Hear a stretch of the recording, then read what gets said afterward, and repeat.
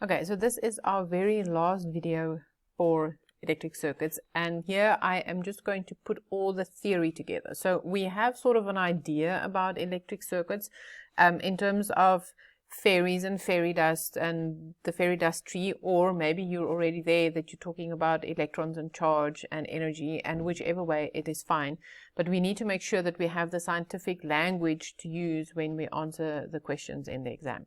Okay, so the first thing that I want to do is I need to tell you the definitions of these, well, 3 words, and then the factors that influence resistance. Okay, so the first one that we're going to look at is Ohm's law. Now, Ohm's law, if you did the previous video with me, you would know that because it is V equals I times R. Okay, so now you just have a name for this little formula. The little formula's name is Ohm's law. And on your information sheet that I gave you when I first saw you, you have a definition for Ohm's law. So the fancy words are, Ohm's law states that the current through a conductor between 2 points is directly proportional to the voltage across 2 points. Okay, now it sounds like a lot of words, but everything is contained in your formula. So let's see. So the current, which is I, between 2 points, everything in electric circuits are always between 2 points, is directly proportional to the voltage across the 2 points. And the voltage is your V value. All right, so what does that mean? It means that whenever I, your current, will go up, V will go up. If V goes down, I will go down, because there's a direct proportionality between the two. And in science, we write it like this. So it's like this little fishy thing, and I. So voltage is directly proportional to current. And I would add a little tail here to this definition, because we still have R and we need to say something about R. So for the voltage to be directly proportional to the current, or other way around, the current being directly proportional to the voltage, your resistance must remain constant. Now, if you think back a little bit to when we did energy, we had a little formula, E equals mgh, and I showed you how we can take this formula and put it on a straight line graph. So this is our y-axis, and that is our y, and then this is our x-axis, and that is our x value, which means whatever is left is our constant, and that will become our gradient. Okay, now the reason why this works is because it's in a straight line form. So the straight line formula is y equals mx plus c, right? So we don't have a plus c, so our plus c is 0. That's why it's going through 0 on my y-axis. But you see, in y's place I have a e, and in x's place I have a h. So whatever is left must be my gradient. And we can do exactly the same with Ohm's law. So if I have a formula, V equals I times R, I can see that's in the form Y equals mx plus c. Now, you will see here that that is my Y, that is my x value, and that is my m value, my gradient. Okay, so now I know it is purple and then yellow, and here at the bottom is yellow times purple, but it doesn't matter, because when we do a product of 2 numbers, the sequence doesn't matter. Okay, so you can go and rewrite that if you want to make it V equals R times I, it doesn't matter. Okay, and we can now draw that as a straight line. So on my y-axis, I don't have y, I have V, and on my x-axis, I don't have x, I have I. And I can draw a straight line because it's in the shape, in the form of a straight line, and my gradient will be my resistance. Okay, and because my gradient is constant, like the skewness of the line is always constant, it's not changing, that's why I can say the gradient is constant, or the resistance is constant. Okay, so 2 things about Ohm's law. We use that like everywhere in electric circuits. You've been using it if you did video 5 with me. And this is a formula that will be given to you on your formula sheet. The only thing that you need to do is learn how to take this formula in symbol form and change it into words. So Ohm's law states that current through a conductor between 2 points is directly proportional, that's that little fishy thing, to the voltage across 2 points, as long as your resistance remains constant. Now, for those of you who are taking science next year, sometimes the examiners are a little bit sneaky and they change it over to put I there and V there. And what happens then is your gradient will be not R, but 1 over R. Okay, but for grade 10, it is not a problem. But if you're taking science next year, just keep in mind that they can swap the two axes, which means your gradient needs to flip over. Okay. The next thing is voltage. When we were doing the sums, I kept on telling you that whatever happens to the energy happens to the voltage. Now, I never explained to you why, and that's what I'm going to do now. So voltage, for voltage, again, there's a little formula that will be on your formula sheet, and that formula looks like this. V equals W over Q. So voltage is the energy per, or divided by, per charge. So whenever we have a divide, in math or in science, in language, it means per. So this is energy per charge. And this is a little definition that you can add in words if you want to. So voltage, also known as the electric potential difference, is the measure of the electric potential energy per unit charge in an electric circuit. It is the driving force that pushes electric charge through a circuit. And I have a little animation that I want to show you just now. So let's just do the same as what we did earlier. So there's your voltage. There's your voltage. There is your electric potential energy. That's your W. There's that special word per, divide. And unit charge is your Q. Okay. So if I ask you what is the definition of voltage, what is voltage, then it is contained in this little formula. The only thing that you need to do is change the symbols over into words. So voltage is the electric potential energy per unit charge. And all the other words are like fluff, so they're not really important. So the stuff that I highlighted, those are the important things. And they say it is the driving force that pushes electric charge through a circuit. And we know also that the voltage comes from the battery, right? So let me show you something. Okay, so this is a little animation. There is your battery. Then we have connective, then you have your connective wire. We have 2 light bulbs in parallel and then 1 in series. Okay, so this battery at the moment is giving us 9 volts. Okay, look what happens when I make it 90 volts. Look at the electrons. Whoa. Okay, now battery is on fire. That's cool. Let's make it 10. So now our voltage is only 10 volts. And you can see how the electrons are moving slower now. Okay, so that comes back to the definition. So it is the driving force that pushes electric charge through a current. And that is why if we have more voltage, we have more energy. They are moving faster. Okay. And over here, you can also say that there is a direct proportionality between voltage and energy in much the same way that Ohm's law works. Okay. So whenever you have a formula where both of your values are on top of the fraction, so V, I can write as V over 1. So do you see the V and the W? They're both at the top of your fraction. So that means that those two are directly proportional. It also means that the voltage is indirectly proportional to Q, but that you don't have to know. Okay, so your voltage is directly proportional to your electric energy, or your electric energy is directly proportional to your voltage. And that is why we could write these two formulas. So we started with the energy that we almost never use with these types of sums, but it helped us to get to the voltage. And now you can understand why. Okay, because voltage is the electric energy per unit charge, and unit charge is 1. Okay, so there's a direct proportionality between the two. All right, so that is voltage. Now the next one that we have is current, and for current we also have a little formula. So remember in our little fairy tale, we said current was the teams. It was the number of fairies going through.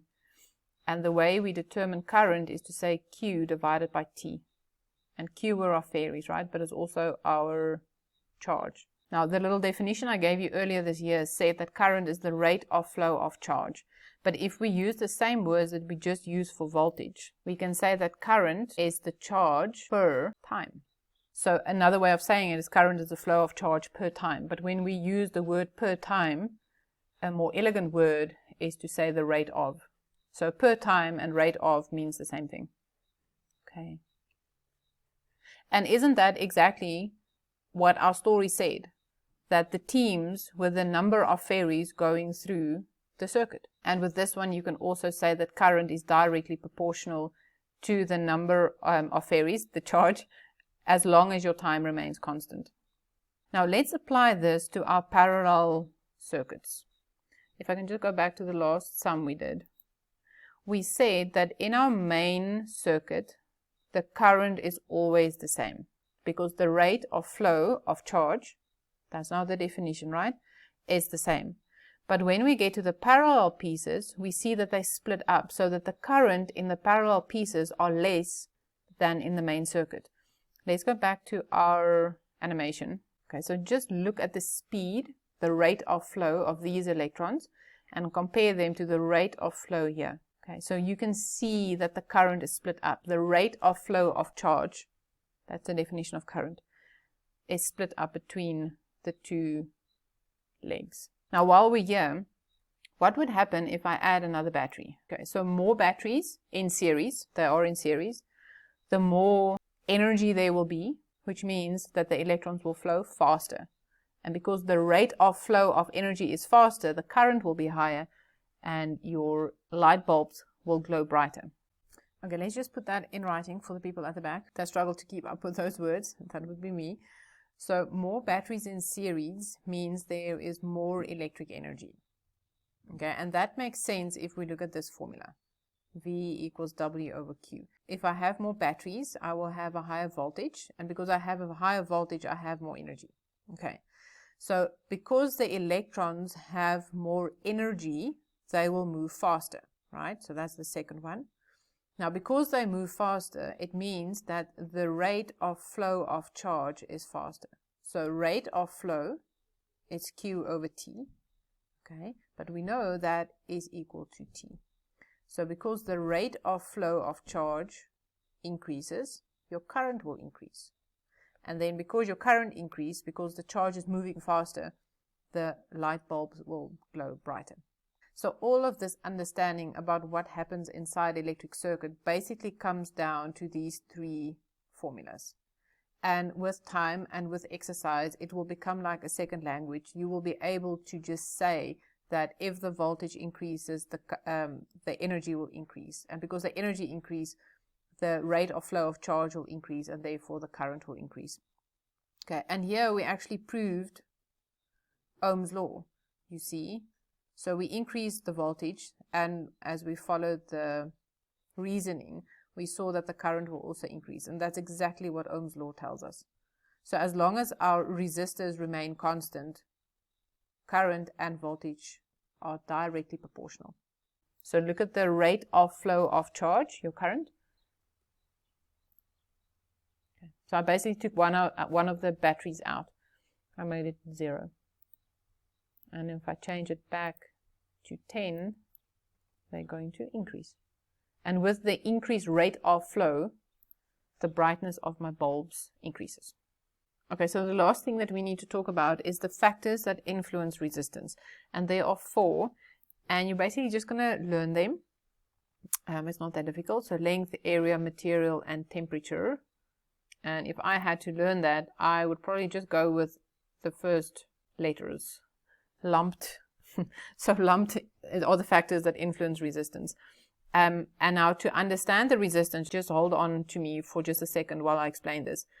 So we had Ohm's law that says V equals I times R. Okay, right? But we can get R to stand on its own.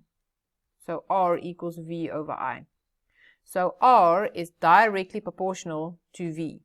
All right? But we also know that V equals W over Q. Okay, so what I can do is I can take this V and this V and substitute it with W over Q. Okay, and what happens then, it becomes W over IQ equals R. Okay, so in V's place, I substituted W and Q. I is exactly where it used to be, and R is exactly where it used to be. So this tells me that as long as current and charge remain constant, my resistance is directly proportional to the energy. Okay, and that brings me back to the fairy dust. So I think I said in one of the previous videos that our connective wire in school we say that it doesn't have resistance. But that's a little bit of a lie. It actually does. So the fairies do use fairy dust when they move through the wire. Okay. Now, this should make sense to you. So if I have a long wire and I have a short wire, which one of these wires would use the most energy? Okay, this one, right? So here you will use a lot of pixie dust, lots of energy, and here you will use little pixie dust or a small amount of energy. That tells me that resistance is directly proportional to the length. So the longer my wire, the more energy I use. Therefore, the longer the wire, the more resistance I will experience. If we look at the area, and when I say area, it means the cross section of the wire. So there's my wire, so that's your cross section of your wire. So I have one wire that's nice and thin, and then I have another wire that's nice and thick. Okay, now if I go back to the animation, you will see that these electrons are moving through the connective wire nicely in one single row. It also means that they're creating a lot of friction because there isn't really a lot of space to move around. Okay, and because there's a lot of friction, they use a lot of energy. Where if I put an electron in this thicker wire, it has lots of space. So these electrons can all move through without touching each other. And because they're not touching each other, they're not creating friction. So they will use less energy. Okay, so a small area means they will use a lot of energy because there's friction. And because they have a lot of energy, I will have a lot of resistance. And here, because I have a large area, there's enough space that they can move around without touching each other, so they're using less energy, which means there is a lower resistance. Okay, so if you compare the arrows, here we had high energy, high resistance, and low energy, low resistance. So we have a direct proportionality between the length of the wire and the resistance. But now my arrows are different.